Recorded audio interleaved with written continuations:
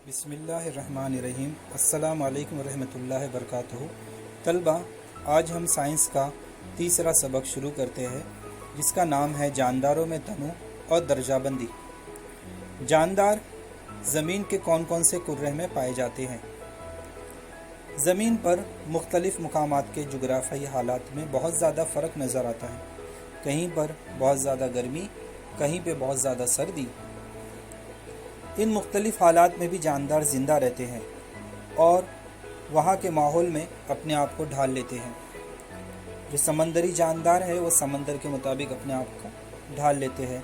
जो रेगिस्तान के जानदार है वो गर्मी के मुताबिक अपने आप को ढाल लेते हैं। जानदारों में माहौल से मुताबिकत पैदा करने की सलाहियत पाई जाती है। अब हम नबातात में तनु की जानिब आते हैं।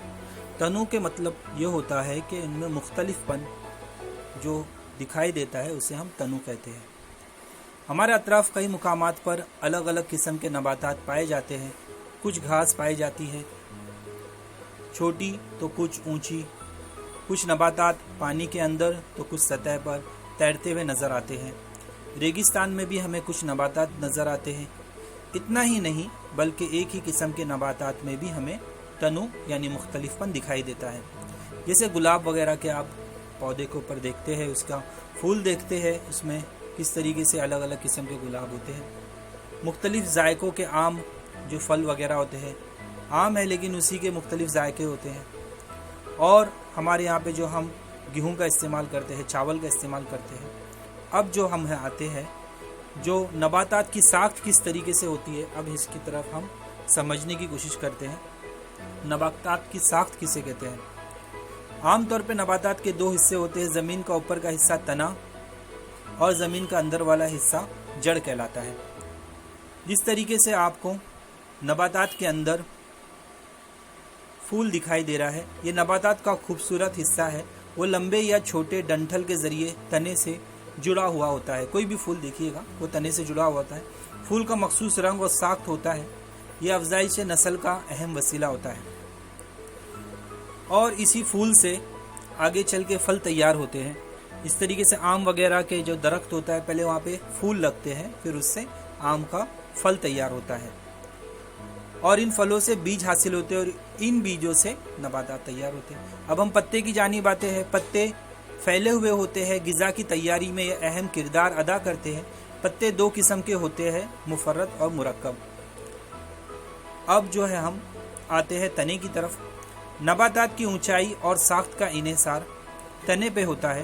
तना ग़िज़ा की तैयारी, ग़िज़ा को पौधे के मुख्तलिफ हिस्सों तक पहुँचाना, ग़िज़ा का ज़ख़ीरा करना और कुछ नबातात में अफजाइश नस्ल का अमल अंजाम देता है।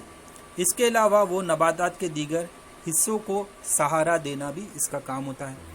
जिस तरीके से मनी प्लांट आपने देखा होगा, पूरे तरीके से तनेदार एक पौधा होता है जो लपेटता है किसी भी सतह के ऊपर और इसका काम ये होता है तने का कि सहारा देना। फल की तरफ आते हैं। फल मुख्तलिफ साख्त के होते हैं। फलों में एक या एक से ज़्यादा बीज होते हैं। जिस तरीके से आप देख रहे हैं मुख्तलिफ साख्त के फल होते हैं और एक से ज़्यादा बीज होती है। इसके अंदर बहुत सारे अक़साम है। जिस तरीके से जायके होते हैं मुख्तलिफ किस्म के फलों के। और अल्लाह अज़्ज़ व जल ने फलों को इंसानी जिस्म के लिए तवानाई बख्शने का ज़रिया बनाया है। मुख्तलिफ फल के अंदर मुख्तलिफ विटामिन्स होते हैं, मिनरल्स होते हैं। इसी तरीके से हम पौधे की सबसे आखिरी हिस्से की तरफ जाते हैं जिसे जड़ कहा जाता है। ये मिट्टी को थामने के लिए सबसे अहम किरदार अदा करती है। पौधों को सहारा देना, ज़मीन से पानी और ग़िज़ाई मादे जज़्ब करके ऊपर पहुँचाना जड़ के अफ़ाल होते हैं। गाजर मूली में जड़ ग़िज़ा का ज़ख़ीरा करती है। जड़ की दो किस्में हैं, असल जड़ और रेशेदार जड़। अब आप देख रहे हैं कि ये किस किस्म की जड़ है जो पूरी तरीके से ज़मीन के अंदर मजबूती से दरख्त